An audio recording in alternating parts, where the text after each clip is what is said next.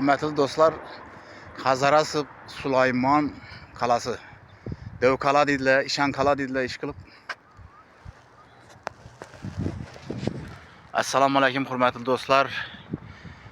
Patpisçikler, vatandaşlar, yurttaşlar. Yine bugün Hazarası Süleyman Kalası'na geldik. Şöyle reklam edip, video kılıp sizlere takdim kılmakçımız.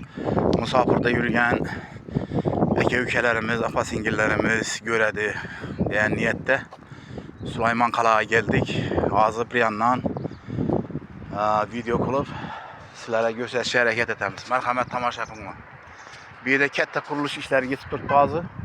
Şuları bir yandan gösteremez sizlere. Yine bir de düşünlü kuruluş işleri geçip durdu hazırca. Düşünlü zabolla kılınan kanalla kazılıp bu betondan taklanıp zedilingen mesela. Şimdi görüp para veremiz.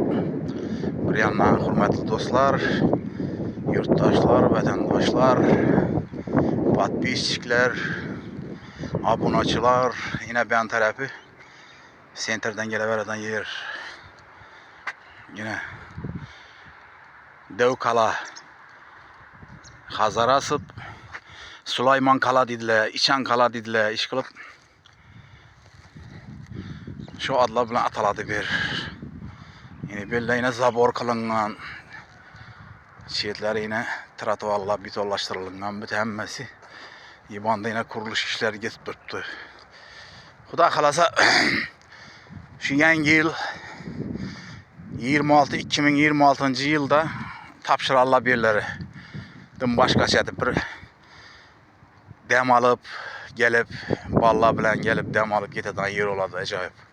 Mağazilla yine kuruluyor ellerinde beyanlarda bütün hem yerlerinde. Şu bizlerin Hazarası rayonumuzun Dev Kalası, Süleyman Kalası. Bir yerleri tazalap, çistillep acayip dem alış meskeni buladı Xuda kalasa. Göre öğretileyin. Anavanlardan bana kuruluş işleri geçip durdu bütün. Hemmesini göresiler. Bula musafirde yürüyen ferzentlerimiz, ballarımız, bir de yenilikleri görüp duruşu gerek bu. Yine.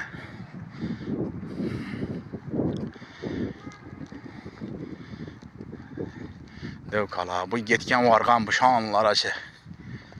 Aylanı bir şeyine aylanıtırıp iştiratı valla bolgan bütün.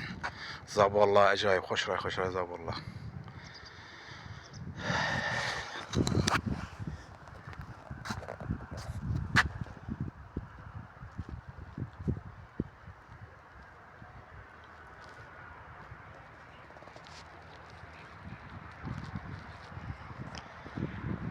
Yine şimdi geple hürmetli dostlar.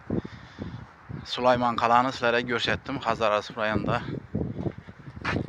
Yine şunları gördüğünüzle hemmesinde boliman. Yaxşı, sağ olun, aman olun. Görüşkende görüşkünçe. Hoş hayır.